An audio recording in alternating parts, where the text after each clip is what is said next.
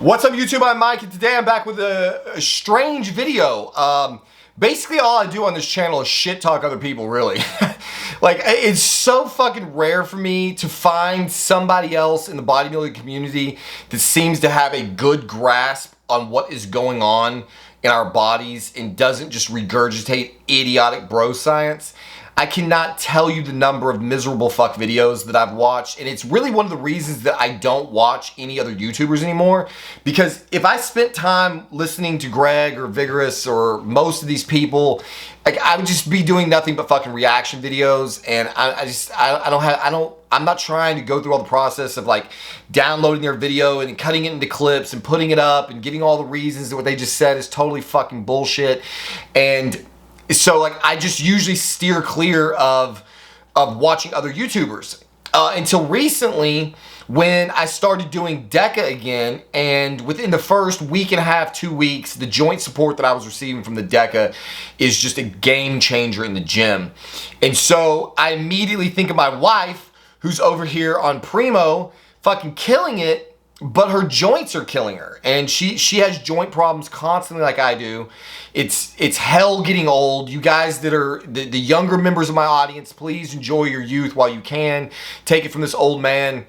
Dude, it is brutal when you get past about 35, certainly up to into the 40s where I'm at. Recovery periods are just much longer. You feel your workouts substantially, you feel beat up after you lift. And your joints are just, for me, they just perpetually nag me throughout a lift, and they're generally the limiting factor to my strength. So it's very common that I will tap out from joint pain long before I will tap out from lack of muscular ability to move the weight. And that's really frustrating, but it just becomes what it is in life as an older person trying to be competitive in this sport. And so, having been off Deca for so long because I did not like the way it made me feel. Like, I loved what it did for me in the gym, but I just felt miserable. I had ED constantly. I was depressed. It was just, it felt terrible. I made a video what it's like to do Deca or something. I'm probably gonna remake all of those videos, honestly, now that I have a much better grasp of the chemistry. But many people have asked me about Deca, and I've always kind of given it a bad rap. What I now know, what I learned from Primobolan, is that the problems that you get on Deca are caused by prolactin. But before we get into that, I started trying to do research for my wife, looking for information about females using Deca. You know, how androgenic is it? Because on paper, it shouldn't be very androgenic at all. Like, what are safe doses? And, there's just so little data out there. So there is one female in the bodybuilding community. She used to be, I think, like 501 protein or something like that, 504 protein. Her channel name now is, I think, Miami Life and Fitness. And I'm not trying to take anything away from her because she produces great content. She is at least a female making an effort at producing content and being honest as far as I can tell about the compounds that she uses and the experiences that she's had. And so she's been a resource that I've gone to multiple times in trying to figure out what to do with my wife. She's also very, very good at getting back to people in the comments section. You can easily get a response from her if you're not a total fucking asshat. And so I've talked to her a couple of times about various different things. She recommended, she made a video about Primobolan some period of time ago and said that Primo was responsible for her voice change. She admitted that she ran it at 200 milligrams per week, which I think is an insane dose for a female. And that's sort of where we parted paths. I want to say she told me there was no point in going below 200 milligrams. For serious muscle growth. I can't remember. She may have said to start at 50. Somebody told me, it may have been her, that 50 milligrams was basically the floor for a female using Primo. And since I heard that 50 milligrams was the floor from so many people about using Anavar in men, and I get phenomenal results from 20 and 30 milligrams, we decided to err on the extreme side of caution, take the 50 milligram dose that was supposedly the minimally effective dose for a female and cut that dose in half. Because my attitude was, You know, if it does nothing, it does nothing. Cool. You know, I would rather her inject 25 milligrams. In this case, it ended up being 24 milligrams because it was easier to dose. But I would rather her inject 24 milligrams of Primo and have absolutely nothing happen than start with a dose that's unnecessarily high and have her get a shit ton of side effects right out the fucking gate. I think she and I both would agree that we are very thankful we did not listen to people who said that 50 milligrams was the floor. Started her at 24 milligrams. She's had phenomenal results, phenomenal strength gain. Her body is absolutely changing at a rapid pace. Her performance in the gym is up substantially, but so are the side effects. She has definitively had some voice change. She's got chronic acne right now. While it's nowhere near as bad as the combination she got from Test and Anavar, it is definitively there. And to the point where she's even talked about considering Accutane again, which I don't want her to do. I desperately don't want her to do it. The last time she took Accutane, she looked terrible. It dried her skin out so bad.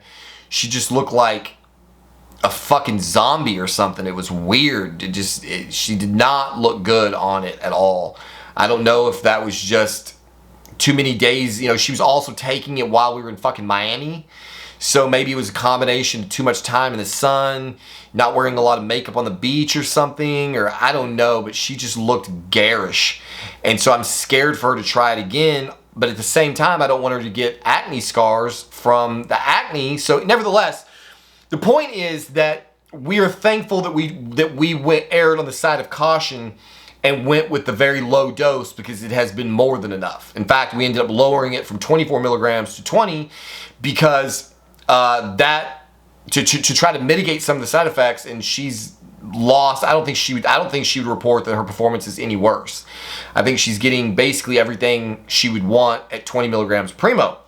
So Miami Life and Fitness did a video talking about NPP and how it's her favorite injectable, very low on the androgenic scale, that she doesn't get a lot of androgenic side effects from it. Although admittedly, how would you know? She's very androgenized as it is, or at least in my opinion, very masculinized as it is. And so she had some valuable information, but then she stepped in a pile of shit, unfortunately, in the comments section. I was reading through the comments hoping that I was going to get a bunch of comments from other women who had run NPP or who had run Deca and talking about their experiences. And unfortunately, it's like fucking nothing but dudes telling this girl about their fucking cycles. I have no idea why there's a million fucking dudes in Miami Life and Fitness's fucking comment section, but whatever. So like you're combing through all of this shit trying to get to female experiences. And I come across this guy who's complaining to her about having Deca Dick. And so I'm kind of like eager to see like what is she going to tell him is the cause of the Deca Dick. And sure enough, she let me down and told him that the Deca Dick was caused by the ratio of testosterone to Deca, and that he needed to run like a 2-to-1 test to Deca ratio. This is absolute bullshit science that has been regurgitated by so many fucking people. You'll see it all over Reddit. You'll see it everywhere. I started looking at other bodybuilders' content. There's another girl that we've looked up before. I think her name is like Carolina De Mesquita. And she's had voice change. She's run Anavar. She's run different compounds. So I've kind of looked at her content in trying to help Sarah. She has a boyfriend that apparently is a bodybuilder. He made a video about nandrolone and said so much ridiculous bullshit in that video that the comments are turned off on it. He also parroted the bro science that you have to have a 2-to-1 or greater ratio of test to fucking Deca to offset the Deca Dick side effects. And so right when I'm about to just fucking quit the game, I'm just so depressed because I cannot find anybody on planet Earth that seems to know what the fuck they're talking about. I came across a guy named Ryan Russo. Several of you have mentioned his content to me before, but like I said, I don't spend a lot of time looking at other YouTubers. And so he had a video on nandrolone, and just like, I clicked it just expecting it to be more bullshit. And holy fuck, it was like the clouds parted, the rain went away, the sun shone down on this young man who actually fucking gets it. So if you look at Ryan Russo's video on nandrolone, he will tell you the exact same thing that I'm going to tell you, which is the truth of the matter. Deca Dick is not caused by ratio fucking test to Deca. I know this for a fact. I've tested this. I'm currently on 500 milligrams of Test E and 200 milligrams of Deca, and I will 100% get Deca Dick at this dosage if I don't manage my prolactin. Because prolactin is the cause of all the overwhelming majority of the side effects of 19 NOR drugs. This includes Trenbolone. Nandrolone and its derivatives bind with a high affinity to the progesterone receptor. When you activate the progesterone receptor, you get a release of prolactin. Prolactin is what causes ED, depression, any number of negative things. Most of the negative side effects that you get when running 19 NOR drugs are caused by prolactin. I don't give two fucks how much testosterone you inject. It is the prolactin that is causing the problem. So currently, I woke up in a very depressed state this morning, and I suspect it's because I'm not running enough Caber. I'm currently running 100 milligrams of Trenbolone E, 200 milligrams of nandrolone, of Deca, and I've tried to get away with 0.75 milligrams of Caber, and it's just not enough. I took another quarter milligram today. I'm not going to go below a milligram a week again. I tried it. I upped my dose previously. I started feeling better, and then I second guessed myself, and I dropped it back to 0.75, and the depression came back. And my wife caught it this morning. I was laying in bed fucking suicidal again, and she was like, babe, last time this happened, you told me to tell you to take more cabergoline. And so I took another quarter milligram today, and I suspect by tomorrow I will probably be feeling much better. So definitively, the cause of Deca Dick is prolactin. It is the cause of the majority of the negative side effects on Trenbolone as well. And finally, we have somebody else in the fucking community that gets it. Ryan Russo's video on nandrolone is phenomenal. But you know me, I can't fucking cope with a sample size of 1. So I clicked on another one of his videos, MK677. Fucking phenomenal video. This guy talked about MK677 and explained a number of things that I didn't even know about how it activates growth hormone and the different kinds of growth hormone in the system and why MK677 is so good at antagonizing your appetite and releasing growth. And so I am literally chomping at the bit for my MK677 to arrive because I have been losing weight at a rapid pace since I ran out about a week ago. Which is another source of my depression, honestly. So he's got a phenomenally good video on MK677, but again, that's not a true test of this man's steroid acumen. I had to know before I could make this video. I had to risk it, and so I looked and found Ryan Russo's video titled Trenbolone, Phenojet, Primobolan steroid overview. And I knew that this was going to be the fucking litmus test for whether or not I could endorse this guy. And please understand, he needs no endorsement from me. His channel is bigger than mine. He's got 77,000 subscribers. What I don't understand is why this video has 13,000 views. 6 months old, 13,000 views. His MK677 video is like 10 months old, has like 13,000 views. This guy fucking gets it. If you don't like my delivery, if you don't like my attitude, if you want somebody with a more calm, cool approach, if you'd rather listen to somebody younger than me, definitely check out Ryan Russo's content because this guy actually knows what the fuck he is talking about and is not just sitting around regurgitating whatever dumbass bullshit he heard somebody else say. So when you get into his Trenbolone video, and I'm not going to waste a whole bunch of time sucking this guy's dick on this video, which I know is effectively what I'm doing right now, and it's making me a little bit uncomfortable because I don't do this. I mean, I fucking never find somebody that I can promote in any way because every single time I come across somebody who thinks they halfway know what the fuck they're talking about, they always let me down in some form or fashion. The closest Ryan got to saying anything that I disagree with, and I was like fucking nervous. So I'm watching the video, he's explaining the history of Tren, he's explaining how it works, he's explaining the differences between Tren Ace and Tren E. Then he starts talking about the toxicity, and it's like, all right, here we go. And so he says, chemically, there's no reason for Trenbolone to be hepatotoxic, though he thinks that it's possible that you could get some hepatic stress if doses get high enough. And I'm just gonna take that as a fucking win. He agrees, and as I've stated in many, many videos, there is nothing about the Trenbolone molecule should lead to any kind of hepatotoxicity.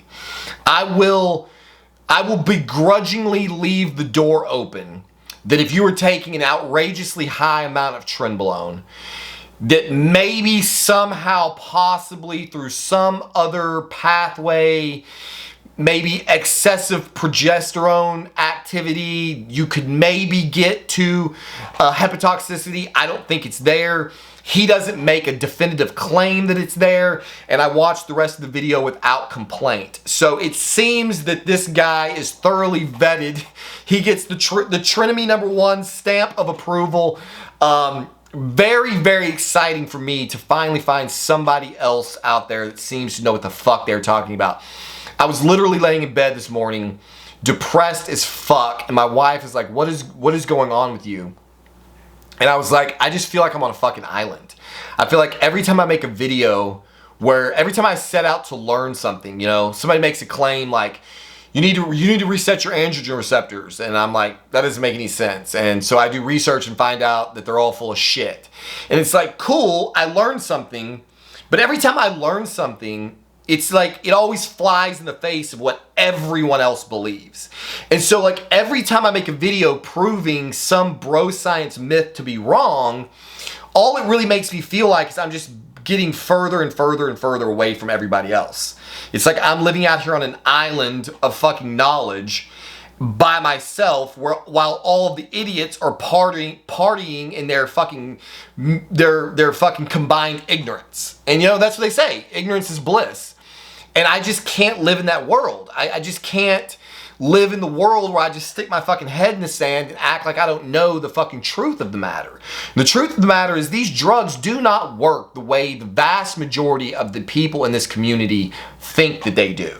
And that includes people with 10, 20, 30 years experience, professional bodybuilders, people who have coached countless IFBB pros. There are so many people in the bodybuilding community that do not know what the fuck they're talking about. And it makes you feel extremely alone when you're like the only person who has the fucking balls to stand up and go, no, that's actually bullshit, and I don't give a fuck how big your name is. I'm not gonna sit here and just fucking nod my head and agree with you because you're more popular than I am. Fuck that, I don't care. I'd rather be on an island of my own. And so that's another one of the reasons that I routinely talk about fucking deleting my channel, is because I didn't set out to make YouTube videos to be some kind of fucking clown like Jesse James West or whatever his name is. I actually ran into that guy in Miami, didn't even know who he was. You can actually see me in one of his videos that he shot a couple of years ago. He was wearing like this big muscle suit, and he's talking to this guy on Muscle Beach in fucking Miami, and it was me. I wish I dropped my fucking channel name. If I could get any one of these people, Vigorous Steve, Greg Doucette, Jesse James, Ryan Russo, fucking More Plates, More Dates, to just say my fucking channel name one time, I would actually have a chance of making it in this fucking community. My channel would blow up overnight if I was mentioned in any way by one big name. That's why I've literally just begged people, make a fucking video about me and prove me wrong about anything. Because even being proven wrong would by default massively grow my fucking audience. And it's really hard when you have a channel of this size and when you have the personality type that I do, where I will just shit talk anyone and I don't give a shit. You know, I'm not gonna fucking kiss ass to make a name for myself. And it seems like the more I look, the more like the content people seem to want to actually get on YouTube is not educational content. You know, like I make a video the other day making fun of all of the idiot bro science, explaining that the reason that Trenbolone is so toxic is because of the zodiac sign. And that video is massively outperforming my science videos talking about all of the actual factual reasons why you don't need to reset your androgen receptor. And so when you look at the performance of my videos, the videos that succeed are like the Tren rant videos, or it's all like the entertainment value content. Nobody seems to give a shit about actually learning anything. And that was the whole reason for me creating this channel, is that I would be looking at other YouTubers and I would be meeting people in the gym and I would be reading in comments and I would see all of these guys who were suffering and struggling, all these guys who have high blood pressure because they're carrying around 30 pounds of fucking water because they listened to some dumbass tell them they didn't need to take a Arimidex, or these guys who have broken dicks from Deca because they don't know to take cabergoline, or somebody who thinks that Trenbolone is a dumpster fire because he doesn't know how to properly dose it, or like there's just millions of examples of where men and women in this community are suffering unnecessarily because all of the bad data that's out there. And I had this deluded idea that if I made a channel and I proved, you know, I put the accurate data out there, that people would just, you know, swarm to it like flies and they would gobble it up and they would spread it around and we could end the fucking bullshit. But unfortunately, that's not what happens. People will look at my science and they will ignore it because John Jewett, who's trained a whole bunch of fucking pro IFB, you know, IFBB pros and is on the Olympia stage himself, says something different no matter how stupid what he says is. They're gonna go around parroting Chris Bumstead now claiming that Trenbolone is so toxic he would never use it again. It's like, how fucking convenient, Chris, that you're no longer going to use Trenbolone now that you don't fucking need it. Now that you've won 4 or 5 Olympias, whatever it is, now that you've built the vast majority of the muscle you're ever going to have on your frame, now that you're cruising toward the end of your career, now all of a sudden Trenbolone is fucking toxic and I'm not going to use it. It's such a crock of fucking shit. This guy literally got busted with Trenbolone. He got busted with it. His sister was the one that opened the fucking package of all the gear they had sent to that house when they were prepping for the fucking Olympia, and there was Trenbolone in the package.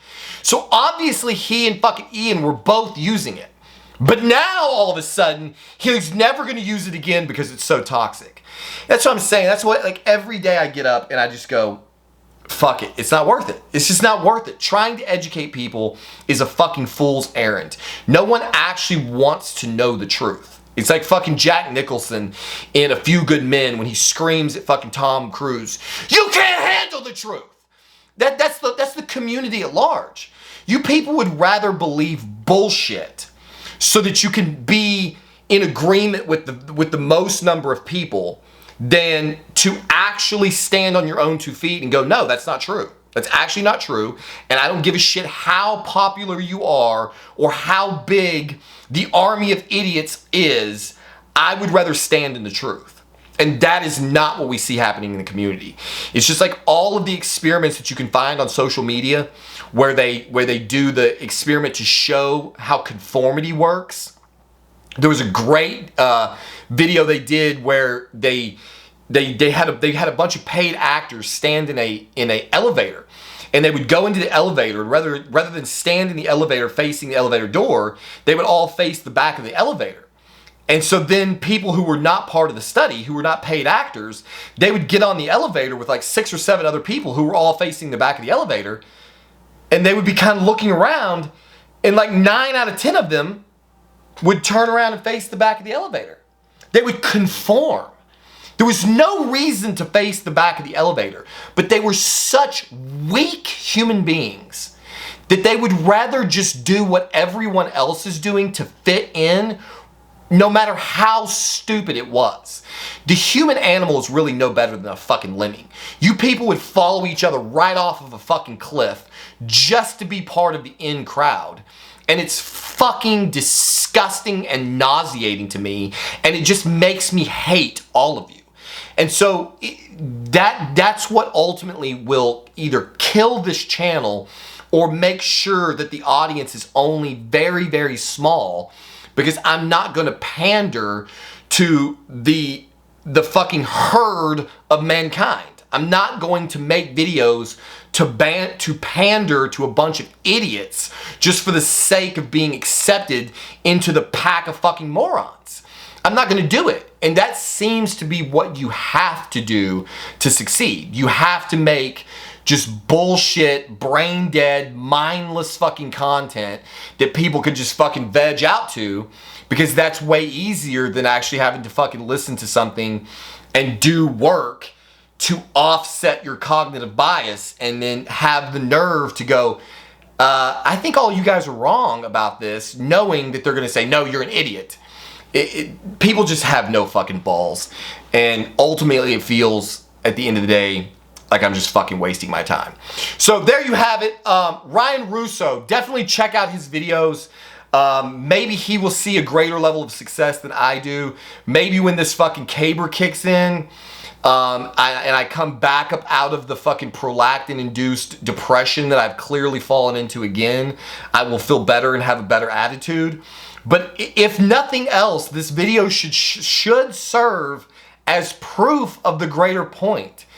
Nandrolone binds to the fucking progesterone receptor and it releases prolactin, and prolactin causes Deca Dick and depression. It is not the ratio of test to Deca. If it was, I wouldn't have the problems that I'm having right now, and the cabergoline wouldn't solve them. So hopefully, for some of you who actually care about your bodies, at a bare minimum, this video will be proof enough of that. So, as always, thank you for watching. We'll see you on the next one.